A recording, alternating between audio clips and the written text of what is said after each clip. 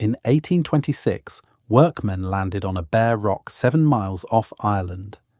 They had come to build a lighthouse on Skellig Michael, a pinnacle of sandstone standing 700 feet out of the Atlantic. On the way up, they found a staircase, hundreds of steps cut and laid by hand. The steps led to a village. 6 stone huts shaped like beehives, 2 small chapels, a graveyard, walled gardens. Everything intact and dry inside after 6 centuries of Atlantic storms with no one to repair it. Nobody had lived there since the Middle Ages. They had climbed into a monastery raised at the edge of the known world. And the strangest thing about it is what it outlasted. Viking fleets landed on this rock. It did not matter. Tonight we climb the rock the way the monks did. Why they came, how they lived, what the raiders actually got, and what finally emptied the place. It was not the axes. 3 centuries before those Viking sails, the men who built this village were part of a movement that had already decided comfort was the enemy. Irish monasticism had inherited an idea from the deserts of Egypt, where the first Christian hermits walked out of the cities to live alone among the rocks and pray. The Irish took that idea seriously, with one geographical problem. Ireland has no desert. What it has is the ocean. So Irish monks invented their own version of the desert journey, and they gave it a name, peregrinatio, the self-imposed exile from everything soft and familiar. The greener the valley you left, the greater the offering. The Irish even ranked their sacrifices in colours. Red martyrdom meant dying for the faith, and peaceful Ireland offered little of it. Green martyrdom meant a life of fasting and penance at home. White martyrdom, the hardest kind available on the island, meant exile, leaving your kin, your legal protections, and everything that made you somebody, and walking away for God. A monk who stepped into a boat under that idea was performing the most radical act his culture recognised. Some sailed to Scotland and founded Iona. Some crossed to the continent and built monasteries up the Rhine. And a few looked at the most hostile piece of geography on their horizon, a fanged rock 2 hours hard rowing past the last headland of Kerry, and decided that was the address. The tradition ties the founding of Skellig Michael to St. Fionan, and the archaeology places the community's beginnings somewhere between the 6th and 8th centuries. Whoever landed first did it in a boat of hide and wood, under cliffs alive with tens of thousands of seabirds, on a rock with no soil, no spring, and no shelter. That was not a drawback. That was the point. These men were not hiding from the world. They were declaring war on their own comfort, and the rock was the perfect battlefield. Skellig was the extreme case, but not a lone one.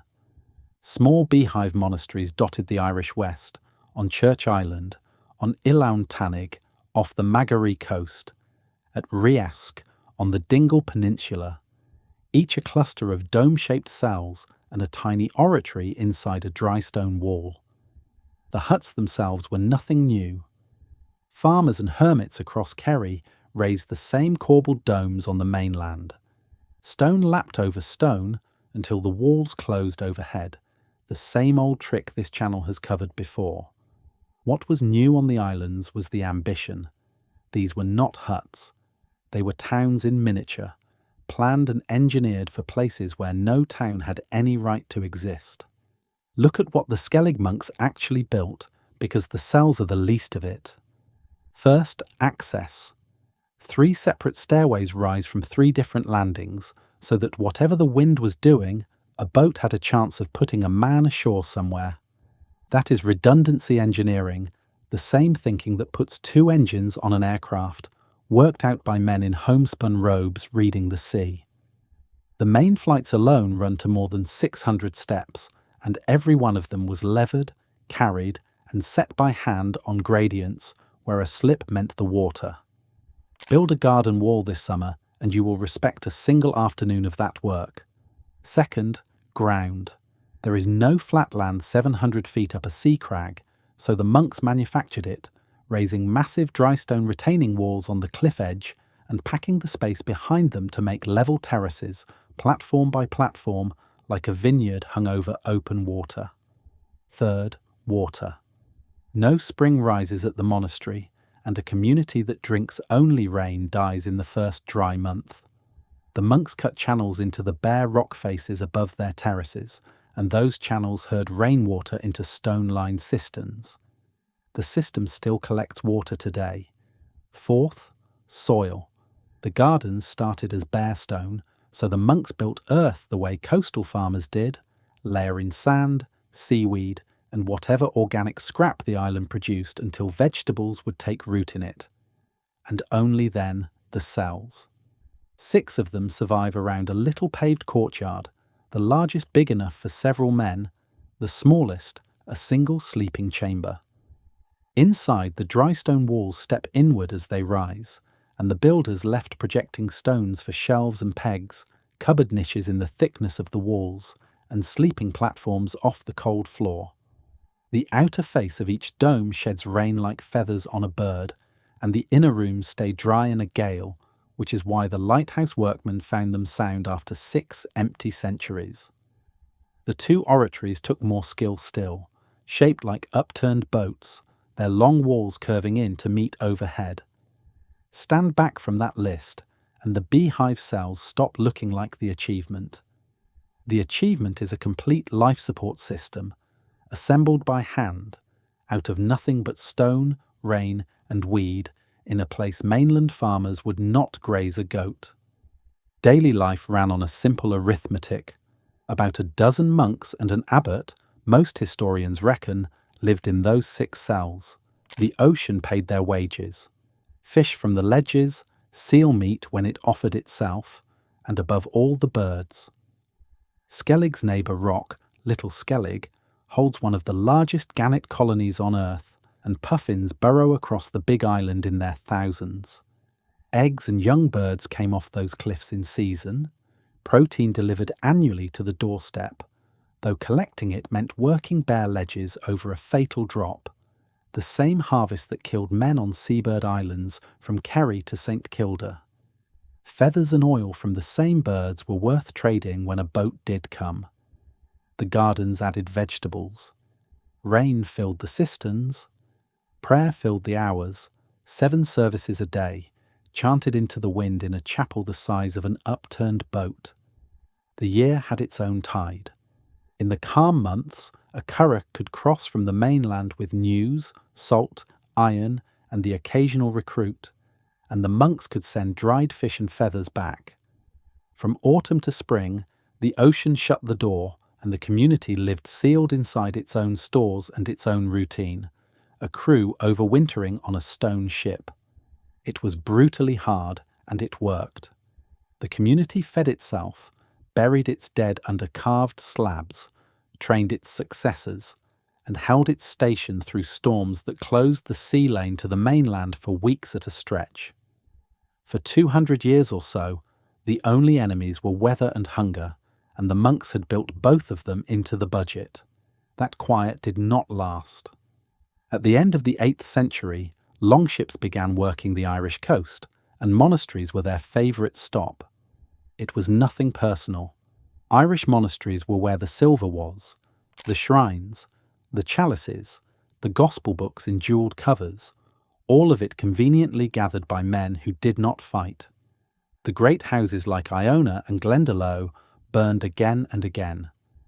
Iona was hit so hard and so often that its community carried the relics of St Columba inland to safety.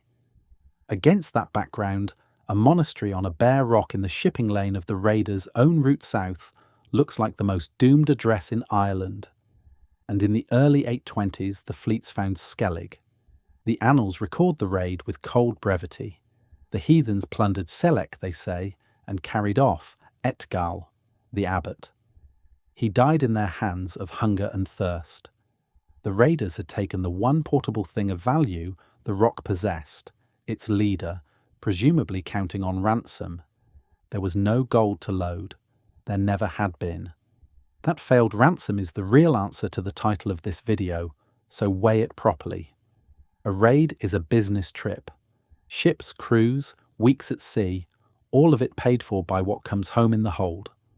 Turns out the reason the Beehive monasteries survived the Viking Age was not that raiders could not land, and not that stone would not burn. It was that the trip could not pay. Set the two targets side by side. A raid on a fat river monastery could fill a hold with altar silver, jewelled book shrines, cattle driven from the surrounding farms, and captives by the dozen for the slave markets. The same ships at Skellig faced a near vertical climb under thrown stones at worst, and at the top, a dozen lean men, some withered ledges of cabbage and water. Skellig owned nothing. Its treasures were rain channels, bird cliffs, and prayer. Wealth that cannot be carried down 600 steps. The one asset the raiders did seize, the abbot, produced a corpse instead of a payout, and a dead abbot does not empty a monastery because the community simply chose the next one. The monks came back up the steps, re-roofed what was scorched, and resumed the office. The raiders did return. The annals suggest more violence in the years that followed, and the result repeated. Within a couple of generations, the longships were concentrating on Dublin, on the slave markets, on the fat river monasteries, on targets that paid. The most exposed monastery in Ireland outlasted the Viking Age by standing in plain sight, defended by its own poverty. That was round one, and the Rock won it. If a place like this gets under your skin the way it gets under ours, there is a way to take some of this old world home with you, and it starts smaller than a stone stairway. It starts at a kitchen counter. If you want to work with your hands the way this channel keeps showing, that is the whole idea behind the Medieval Way store. The starting point is the Medieval Bakery Collection, 3 guides. The Practical Recipes book walks you through real medieval loaves.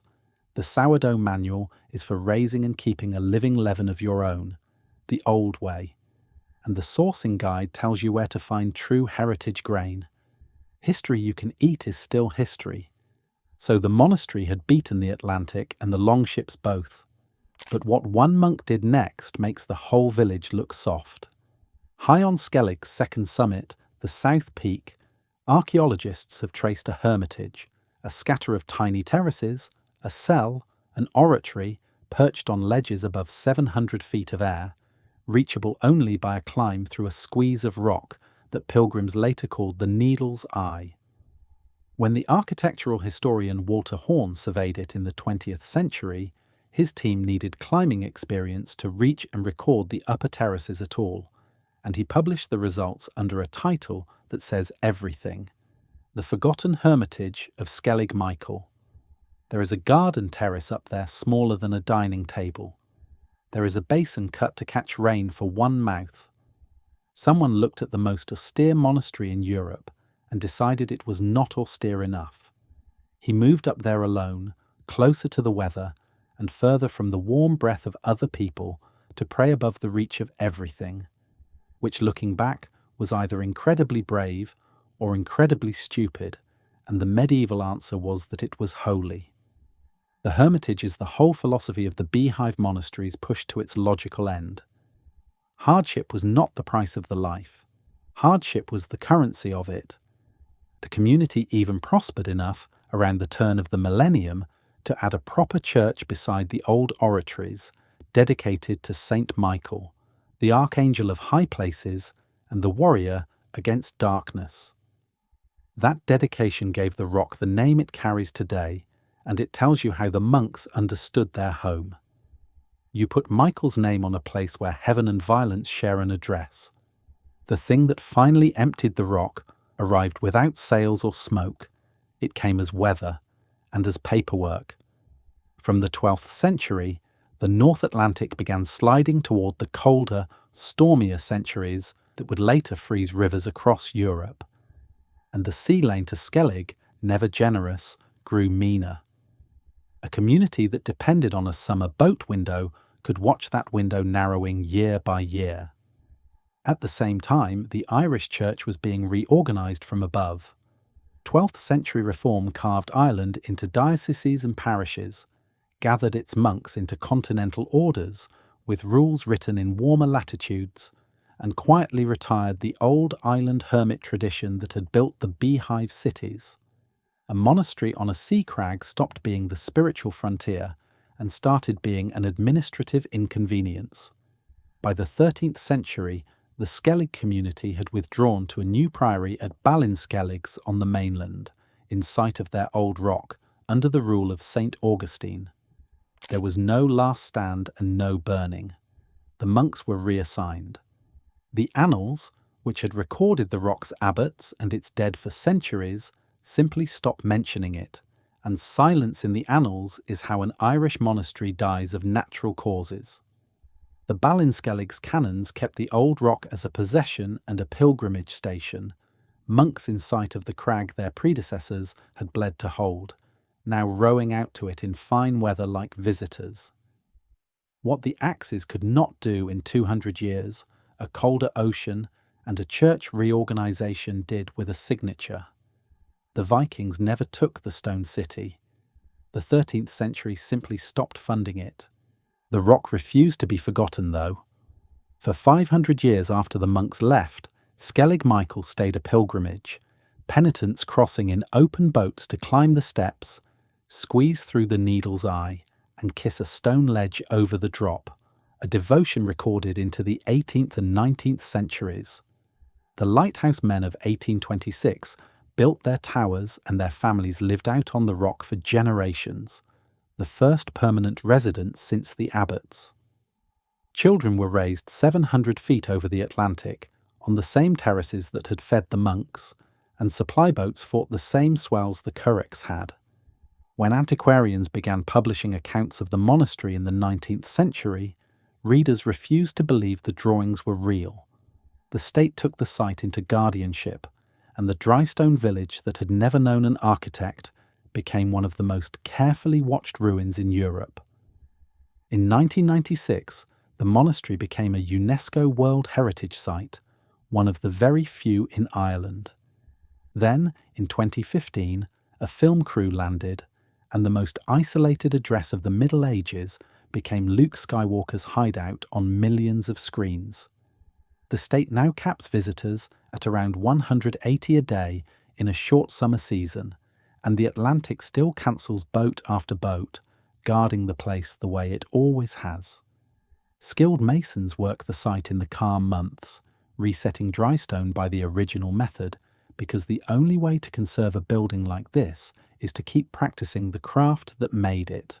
One more community whose working life is dictated by the rock and the weather, 13 centuries after the first one. Somewhere in that arc is a fact worth sitting with. Every empire that touched this story is gone, and the dry stone village built by men who owned nothing is the thing the modern world flies across oceans to see. You do not need a boat license to stand inside this story. The ruined priory at Skellig sits on a public beach, and the Dingle Peninsula, a little north, keeps hundreds of mainland beehive huts, some in farmyards you can walk into for the price of a polite word and a coin. Put your palm on one of those corbelled walls. Everything this video described, the exile, the engineering, the poverty that beat a fleet, began with exactly that gesture, one cold stone set on another. Which brings the story back to where the lighthouse men stood in 1826, staring at a village that should not exist. They assumed, as most visitors still assume, that a place like this must have been a fortress or a punishment. It was neither. Every stone on that summit was set by a volunteer, and the hardship that looks like a curse from the boat was, from inside the cells, the entire treasure. Up in the monastery, past the cells and the chapels, lies the little graveyard. The slabs are thin, hand-carved, leaning with the centuries, each one cut for a man whose name nobody recorded.